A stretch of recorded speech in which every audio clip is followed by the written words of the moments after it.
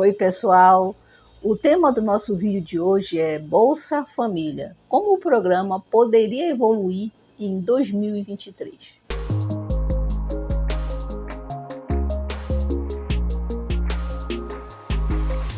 Antes de entrar mais especificamente no tema, eu queria fazer 3 observações importantes, tá certo?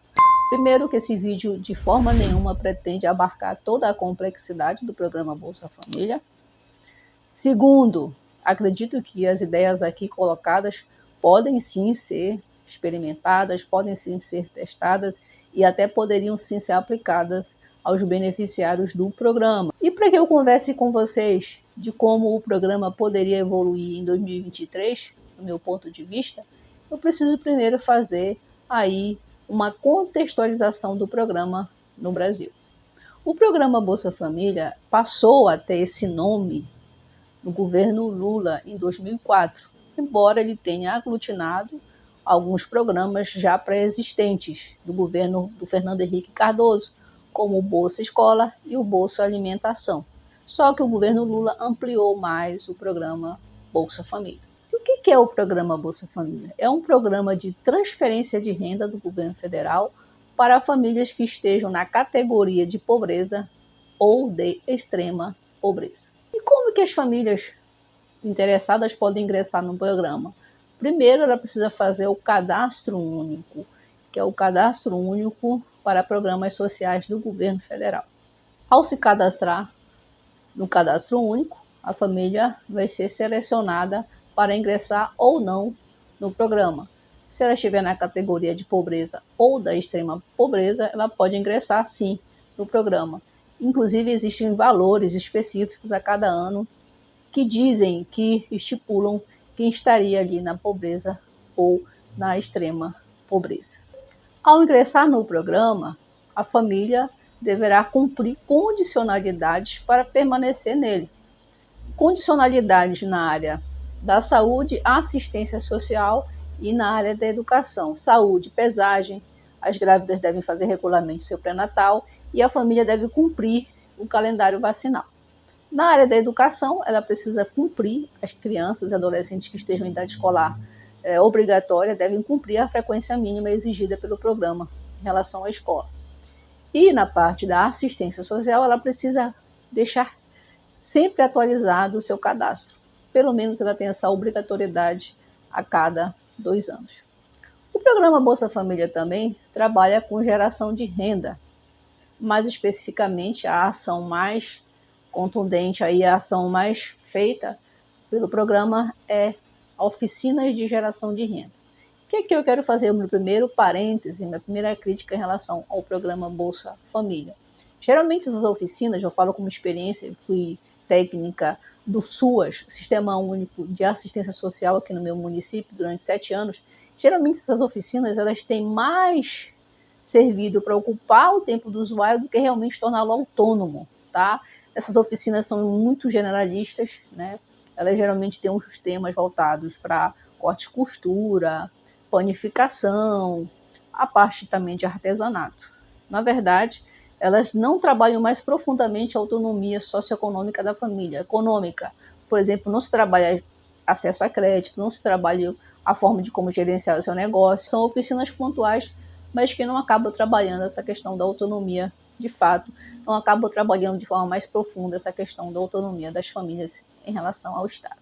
Independentemente das minhas críticas às oficinas de geração de renda, reconheço os inúmeros benefícios do programa Bolsa Família na vida das famílias e na vida dos beneficiários e também nos índices nacionais, tá? Diminuição de evasão escolar, uma ampliação das campanhas vacinais, uma motivação maior das grávidas de fazer o pré-natal. Ou seja, o Bolsa Família realmente trouxe muitos benefícios para as famílias e melhorou muitos os índices nacionais na área da saúde, na área da assistência social e na área da educação. Mas, por outro lado, o programa trouxe também, vamos supor dizer, aqui alguns malefícios. Gerou uma certa dependência excessiva das famílias em relação ao Estado. Elas ficaram acostumadas a isso. a ter esse valor e apenas cumprir condicionalidades que seriam direitos naturais garantidos aí na Constituição Federal. E também o que gerou? Um medo das pessoas de perderem o programa Bolsa Família, de forma que elas estagnassem em um determinado lugar e aí elas não fossem em busca da sua autonomia, da sua independência do Estado. No governo Bolsonaro, que mudou a nomenclatura do programa Bolsa Família para o programa Auxílio Brasil, começou-se a trabalhar aí de forma ainda que tímida, mas se começou a trabalhar a questão da autonomia da família em relação ao Estado. O governo Bolsonaro acrescentou ao benefício, tá, alguns auxílios voltados para a produção urbana e para a produção rural. Na área rural, começou a se acrescentar valores ao benefício, Programa Auxílio Brasil, de valores para famílias que estivessem trabalhando com agricultura familiar, ou para a sua subsistência ou para venda, tá? E no caso, para as famílias que comprovassem renda formal, emprego formal, também era acrescentado um valor. Isso já foi, digamos assim, positivo, trabalhando a questão da autonomia da família, mas, a meu ver, também ainda de forma tímida, ainda também não de forma profunda. Então, como é que eu acho que o programa poderia evoluir em 2023? Primeiro, determinando-se um tempo de permanência das famílias no programa. Como assim? Sim, determinando o tempo. Por exemplo, 2 anos, 3 anos ou 6 anos. Tá? Então, esse tempo seria determinado conforme as vulnerabilidades encontradas em cada família. Cada estudo social gera uma previsão de tempo. Famílias que teriam mais vulnerabilidades ficariam mais tempo no programa. E famílias que têm poucas vulnerabilidades ficariam menos tempo no programa. Para que isso? Para que ela se sinta motivada a cumprir metas, não só condicionalidades. Então, as metas seriam uma segunda parte das ideias que eu tenho para compartilhar com vocês. As famílias não só cumpririam as condicionalidades, mas todos os componentes familiares também deveriam cumprir metas. As famílias que tivessem, por exemplo, dependentes químicos, deveria se iniciar um acompanhamento médico. Para as famílias ali que tivessem pessoas analfabetas, deveriam começar a estudar. Para as famílias que precisariam de alguma capacitação técnica, ter alguma capacitação técnica. Então, à medida que as famílias cumprissem metas, elas teriam valores acrescentados no seu programa, no seu benefício, valores a mais. Ao limite, por exemplo, de um salário mínimo ou de 2 salários mínimos, tá?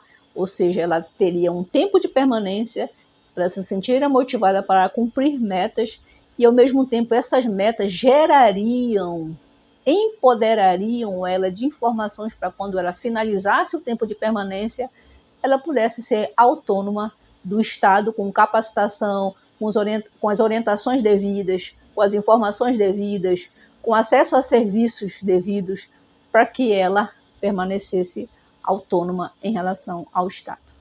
Se assim algum tipo de metodologia fosse inserida no programa Bolsa Família, isso ia gerar nas famílias empoderamento, motivação, ou seja, o medo ia dar lugar ao empoderamento, à motivação, à capacidade de gerir sua própria vida com dignidade, porque eu acredito que todas as famílias têm essa capacidade. E, por outro lado, também, elas deixariam de ser objeto ou massa de manobra de políticos populistas que usam o programa Bolsa Família para deixar com que as pessoas sejam dependentes do Estado e, digamos assim, dependentes das benesses dos políticos populistas que acabam usando as pessoas para angariar votos e para que elas façam parte ali do seu curral eleitoral.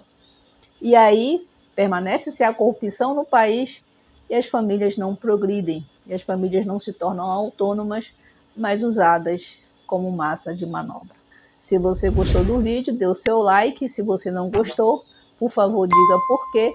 E se você quiser acrescentar alguma informação, alguma outra ideia a este vídeo, por favor, faça aqui os seus comentários.